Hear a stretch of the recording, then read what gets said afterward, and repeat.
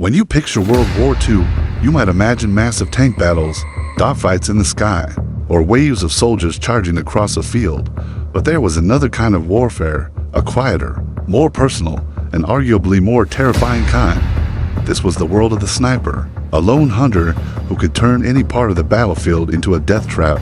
Today, we're diving into the psychological horror that snipers inflicted during the Second World War.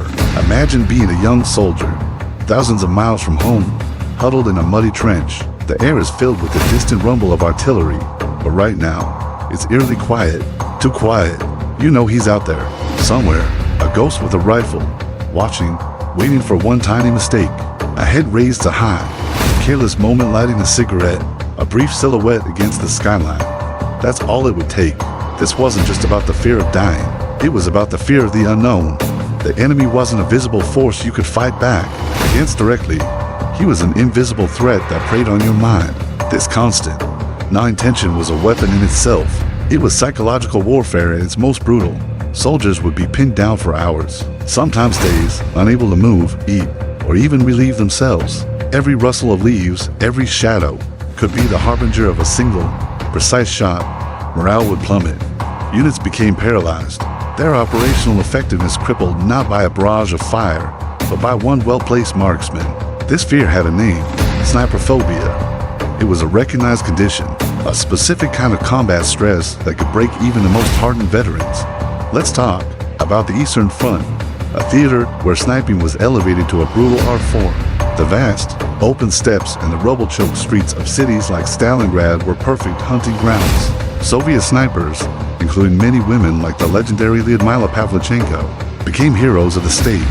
For the German soldiers, they were phantoms.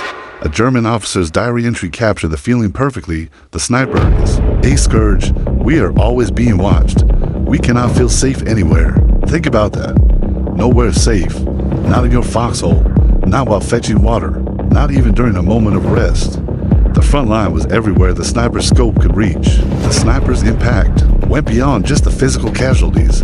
They deliberately targeted key personnel. Officers, medics, radio operators, and machine gunners were all high-value targets. Taking out an officer could throw an entire platoon into chaos. Killing a medic wasn't just taking one life, it was condemning the wounded to a slower, more agonizing fate. This targeted approach was incredibly effective at dismantling an enemy's command structure and logistical support from within. It was a cold, calculated strategy that turned the battlefield into a deadly chessboard. Counter-sniping became a desperate necessity. It was a duel of wits, patience, and incredible skill. Sniper versus sniper, two hunters, each stalking the other, often for days on end. They had to know the terrain, understand the wind, and master the art of camouflage. They used decoys, like a helmet on a stick, to try and draw fire and reveal their opponent's position. It was an incredibly tense and lonely duel. One shot, one mistake, was the difference between being the hunter and the hunted. The mental fortitude required for this kind of engagement is almost unimaginable. One of the most famous examples of this deadly game was the duel between the German sniper Erwin Knig and the Soviet sniper Vasily Zaitsev during the Battle of Stalingrad. This cat-and-mouse hunt through the ruins of a factory became a legend, a microcosm of the entire brutal struggle. While some historical details are debated, the story perfectly illustrates the psychological pressure.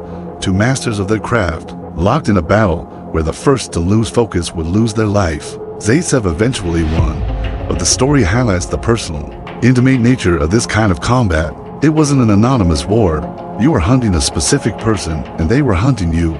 The psychological scars for the soldiers on the receiving end were profound. Surviving the sniper's territory meant living with the memory of seeing your friends fall. Without warning, the randomness of it was terrifying. Why him and not me? This feeling of helplessness and survivor's guilt could last a lifetime. For the snipers themselves, the experience was also deeply scarring. Unlike a soldier in a chaotic firefight, a sniper sees their target clearly through a scope. They see a face, an individual. They make a conscious decision to end a specific life, and they witness the immediate result.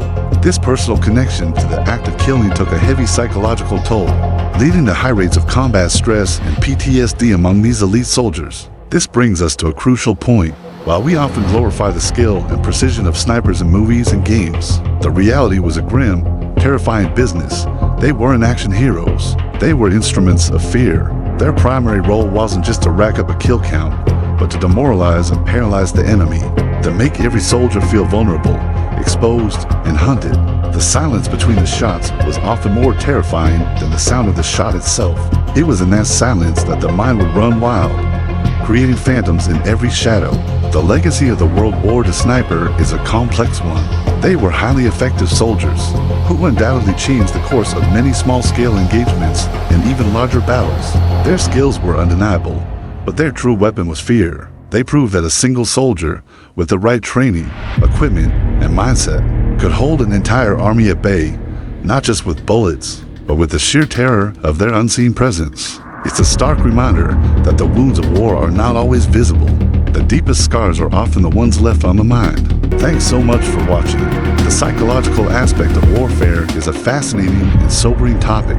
If you found this interesting, let me know in the comments. And don't forget to like this video and subscribe for more deep dives into history. See you next time.